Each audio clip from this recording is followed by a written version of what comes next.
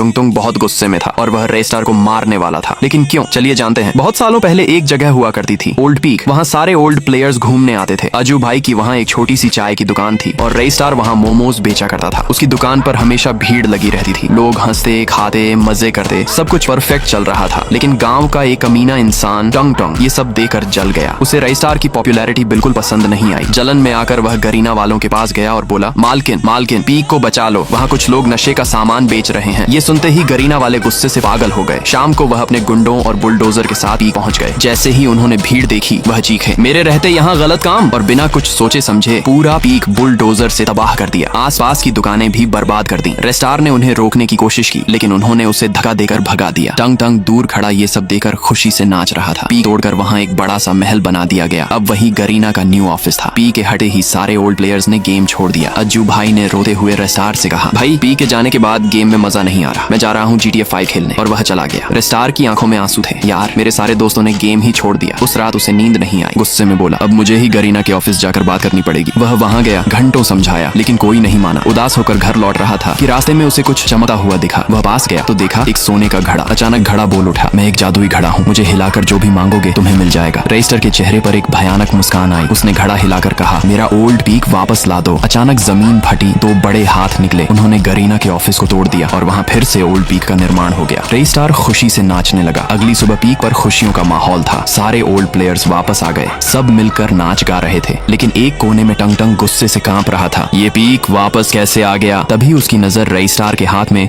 उसी जादुई घड़े पर पड़ी। उसे समझ आ गया, सब कुछ इसी घड़े का खेल है। उस रात टंग टंग चुपके से रेस्टार के घर गया। उसने धीरे से झांक कर देखा, रेस्टार के हाथ में वही घड़ा था। टंग टंग ने धीरे से कहा, ए जादुई घड़े, मुझे बहुत सारे पैसे और चमकती हुई गाड़ियां दे दो। अचानक जमीन हिली और वहाँ ढेर सारा सोना और गाड़ियां आ गईं। टंग टंग हैरान रह गया, ये सच में जादुई है। उसके दिमाग में एक शैतानी प्लान बना। रात को जब रेस्टार सो रहा था, टंग टंग चुपके से घड़ा चुरा कर ले गया। लेकिन रेस्टार ने उसे देख लिया और उसका पीछा करने लगा। टंग टंग घड़ा लेकर एक सुनसान कब्रिस्तान पहुंचा। वहाँ हिलाकर बोला, ए घड़े, मुझे दुनिया का सबसे ताकतवर इंसान बना दे। अचानक घड़ा जोर से चमका। धरती कांपने लगी। कब्रिस्तान का मौसम बदलने लगा। धीरे धीरे टंग टंग का रूप बदलने लगा। वह एक भयानक शैतान में बदल गया। उसकी आंखें लाल थीं, चेहरा डरावना, मुंह से खून टपक रहा था। उसने धीरे से कहा, मेरे दोस्तों बाहर आओ, हमें रेस्टार और पी को बर्बाद करना है। जैसे ही उसने कहा, कब्रिस्तान हिलने लगा। सारी कब्रों से आत्माएं बाहर निकल आईं और अब रेस्टार की मौत पक्की थी। लाइक नहीं करोगे ना? मत करो, मुझे लाइक मत